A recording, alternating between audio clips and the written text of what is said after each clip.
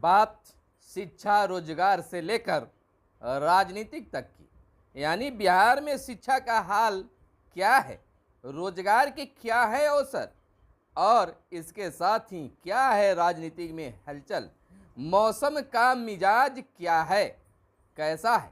तो सबसे पहले बता दें कि मौसम का मिजाज बदला बदला सा है, यानी कि तापमान लगातार बदल रहे हैं।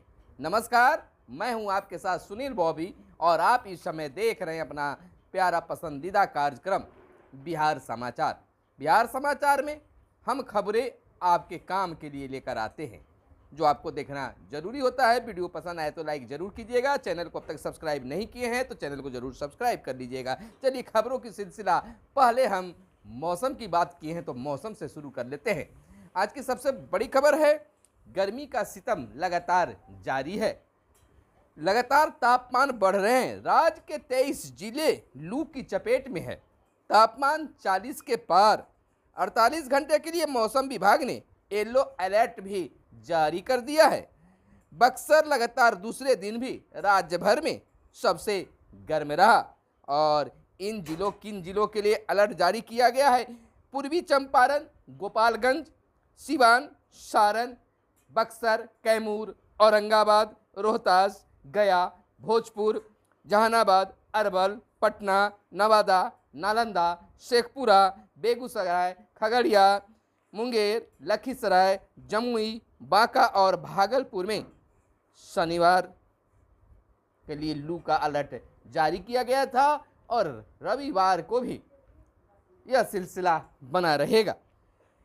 बलूचिस्तान से राजस्थान होकर आ रही गर्म पछुआ हवा ने अपना दायरा बढ़ाकर राज्य के 23 जिलों में लू से चपेट में ले लिया है। अब तक दक्षिण बिहार के जिले में ही प्रभावित थे, अब उत्तर बिहार के 1-2 जिले भी लू के चपेट में आ गए हैं। बिहार में अक्सर यह देखा जाता है कि गर्मी के दिनों में जहां तापमान लगातार बढ़ते हैं, वैसी बरसात आते ही आधा बिहार डूब जाता है, पानी ही पानी। यानी हर मौसम बिहार के लिए खतरनाक साबित होता है, चपेट में लेते रहता है। जिलों में डीएम और एडीएम नियमित लगाएंगे कोर्ट, मुख्य सचिव ने नाराजगी जताते हुए दिया खास निर्देश। कहा, मामले में लंबित रहने की मिल रही है काफ़ी शिकायत। डीएम, एडीएम, एसडीओ, डीसीएलआर और अन्य राजस्व पदाधिकारी नियमित कोर्ट लगाएंगे। मुख्य सचिव ने इसे सुनिश्चित कराने को सख्त निर्देश भी जारी किया है। इन पदाधिकारियों के नियमित कोर्ट नहीं लगाने पर मुख्य सचिव ने नाराजगी भी व्यक्त की है। कहा है कि प्रातः लोगों की शिकायतें प्राप्त हो रही है कि कोर्ट का नियमित रूप से संचालन और मामलों का निष्पादन नहीं हो पा रहा है।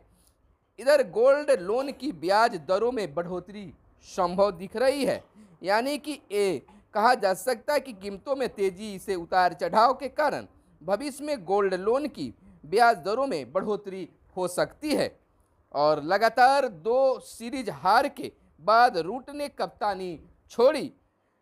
किसानों के लिए बड़ी आफत बनने जा रही है खाद। आपको बता दें कि खरीफ की बुआई का सीजन आ रहा है और रूस यूक्रेन युद्ध के चलते देश में उर्वरकों का संकट बढ़ रहा है। यूक्रेन में मिसाइल हमले तेज करेगा अब रूस, और वायु प्रदूषण से मानसिक स्वास्थ्य का खतरा भी बताया जा रहा है। कर्नाटक के मंत्री के.एस. ईश्वरप्पा का इस्तीफा और बिहार में जल्द इथेनॉल के 17 प्लांट लगेंगे। नीतीश कुमार बिहार के मुख्यमंत्री का बड़ा ऐलान है। मुख्यमंत्री ने बेगूसराय में पेप्सी बॉटलिंग प्लांट का किया शुभारंभ। अगर बिहार में इस तरह से प्लांट लगते गए तो रोजगार भी सृजित होगा और यहाँ की गरीबी कुछ दूर हो सकता है। मुख्यमंत्री नीतीश कुमार ने कहा है कि बिहार में जल्द 17 इथेनॉल के प्लांट स्थापित होंगे। केंद्र सरकार की स्वीकृति मिलने के बाद इस पर काम शुरू हो गया है। हम लोग और अधिक इथेनॉल प्लांट की स्वीकृति लेने में लगे हुए हैं।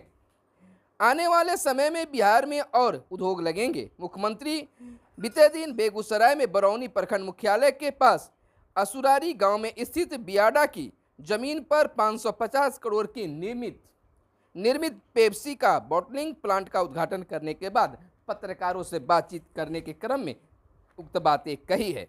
इधर बात केंद्र की कर लें तो भारत के प्रधानमंत्री नरेंद्र मोदी ने कहा है कि अगले 10 वर्षों में रिकॉर्ड नए डॉक्टर मिलेंगे। प्रधानमंत्री नरेंद्र मोदी ने बीते दिन कहा है कि अगले 10 साल में देश के रिकॉर्ड संख्या में नए डॉक्टर मिलेंगे।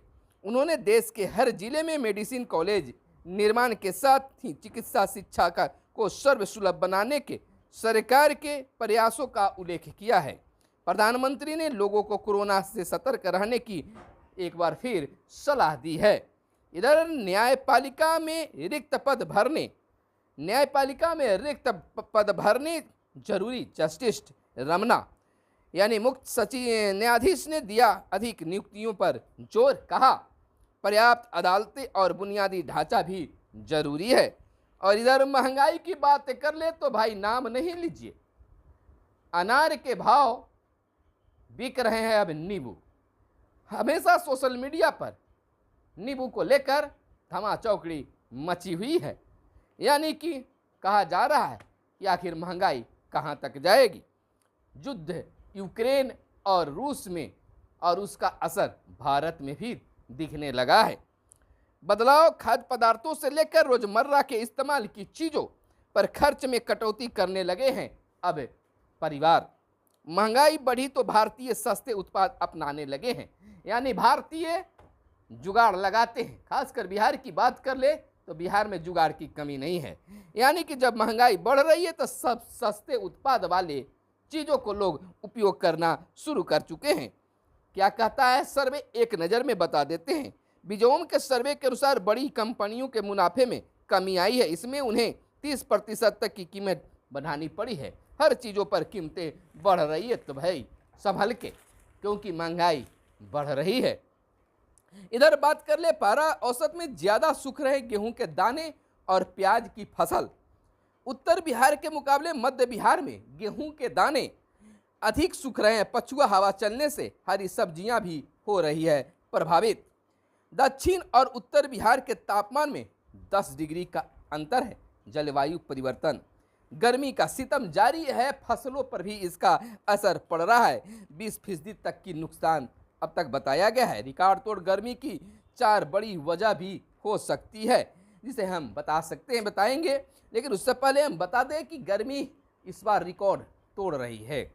जहां लोग अभी से ही अप्रैल महीने में ही इतना ज़्यादा तापमान गर्मी का एहसास करने लगे हैं, तो मई और जून में इसका हाल क्या होगा, यानी हाल बेहाल होने वाला है। सतर्क रहें, सुरक्षित रहें। परीक्षार्थियों का प्रवेश पत्र जारी किया गया। सीबीएसई ने 10वीं और 12वीं के प्राइवेट परीक्षार्थियों को प्रवेश पत्र जारी कर दिया है। और इधर कृषि पर केंद्रित किताब का हुआ विमोचन और विकास जी समेत कई भाजपा में शामिल हुए हैं। और यूपीआई पेमेंट से स्पीड पोस्ट की बुकिंग। प्रदेश के विकास के लिए आशीर्वाद मांगा। उप मुख्यमंत्री रेणु देवी ने श्री हनुमान जी की जन्मोत्सव पर उन्हें सादर नमन किया और राज्यवासियों को हार्दिक शुभकामना दी एवं बधाई दी। रेणु देवी ने हनुमान जी से प्रदेश के चतुर्दिक विकास का आशीर्वाद भी मांगा है। और इधर पराली जलाने वाले किसानों पर अब दर्ज होगा मुकदमा। आपको बता दें कि बिहार में पराली जलाने वाले किसानों को अब मुकदमा भी झेलना होगा। उनके खिलाफ दंड प्रक्रिया संहिता CRPC के तहत कार्रवाई होगी। लिहाजा अब ऐसे किसानों को जेल की हवा खानी पड़ सकती है। तो भैया संभल के, पराली जलाना मना है, कई उसके नुकसान भी हैं। नुकसान है तब तो इतनी कड़ी कानून लागू किया जा रहा है। ऐसे भी हवा चल रहे हैं और खेतों में आग लगाना खतरनाक भी साबित हो सकता है। इसलिए खुद सुरक्षित रहिए, सबको सुरक्षा प्रदान कीजिए। गंगा सहित ज़्यादातर नदियाँ प्रदूषित, कई का पानी फिल्टर लायक नहीं। सिरसिया का पानी सबसे ज़्यादा प्रदूषित, डायरिया और चर्म रोग का खतरा।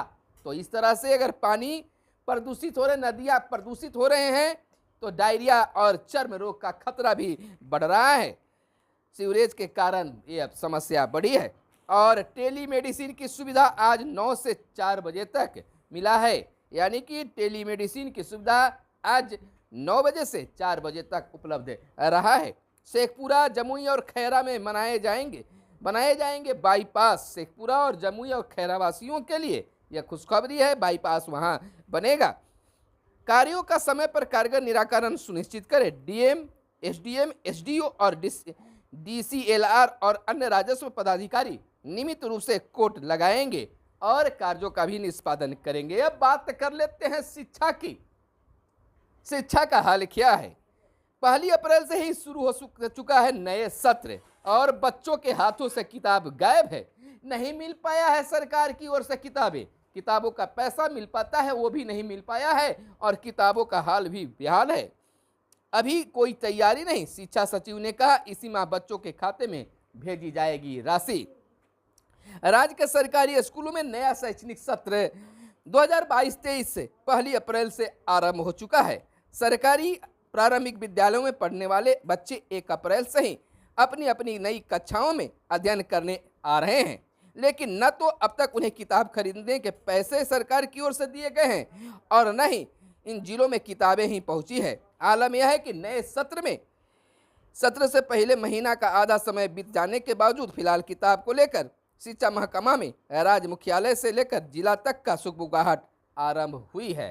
तो सावधान होने की जरूरत है, समझने की जरूरत है। एक और जहां पदाधिकारी शिक्षकों पर दबाव देते हैं कि बच्चों का शिक्षा सुनिश्चित किया जाए, वहीं यह भी कहा जाता है कि सभी बच्चों के साथ में किताब भी होनी चाहिए व्यवस्था।